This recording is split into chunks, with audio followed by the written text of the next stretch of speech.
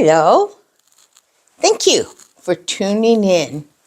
It's the same room, different angle, same temple. So, if you would please put your palms together for meditation reading.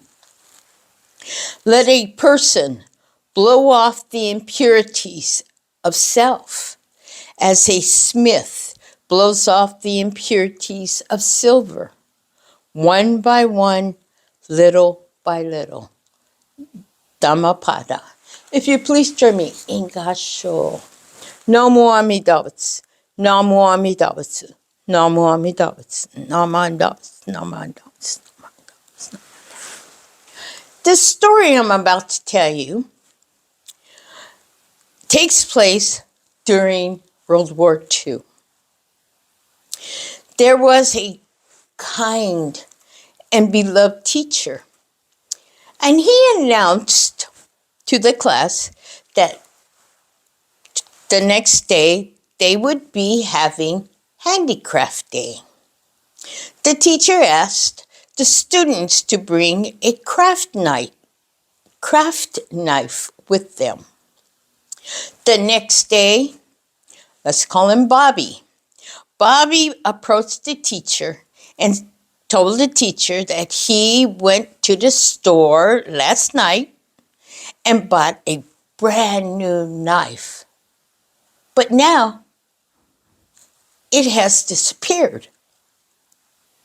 The teacher had a suspicion of who may have taken this knife.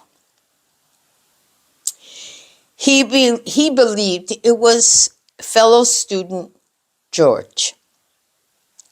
You know, George struggled academically.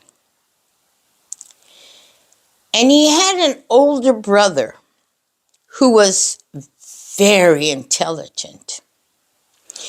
And he was also top of his class. Well, George was always compared to this brother by his parents. And George was not treated very well at home. And as for this knife, we don't know. Maybe his parents were unwilling or unable to go buy him a craft knife. Well, in class, calmly, the teacher asked the entire class to go outside and play.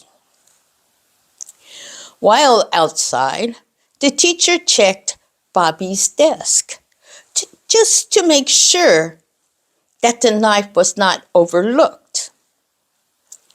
The teacher then went to George's desk and he found the missing knife. But instead of reprimanding George, the teacher went to the store and bought an exact knife as Bobby's and placed it back into Bobby's desk.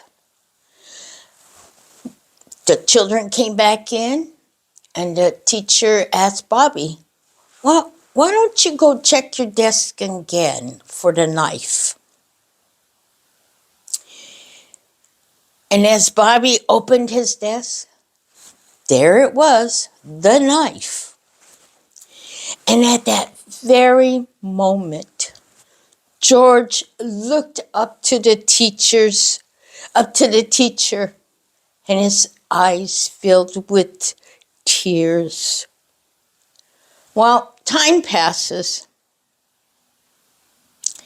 and Bobby and George graduate from high school. And the war is intensifying. George joins the service, but before deployment,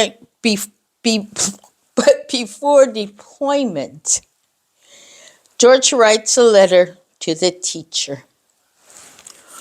George wanted to thank the teacher for, instead of suspension and being reprimanded, George wanted to become one like the teacher, to be kind, wise, and fair. George goes on to say that if the teacher ever encounters another student like him who is troubled, to take care of them the way the teacher took care of him. George also expressed appreciation of unconditional love and kindness. Soon after, George, at the age of 19 years of age, is killed in the war. The teacher would sometimes take flowers to George's grave. We tend to jump to conclusions, and we blame wrongdoings before finding the evidence. And there are always two sides to a story, to a situation, to a circumstance. There are cause and conditions in these situations. And sometimes forgiveness can be difficult. We search deep in our hearts and minds, put ourselves in the scenario, and choose solutions that may fit the best it can. We can see cause and conditions with new eyes, examine without prejudice and judgment.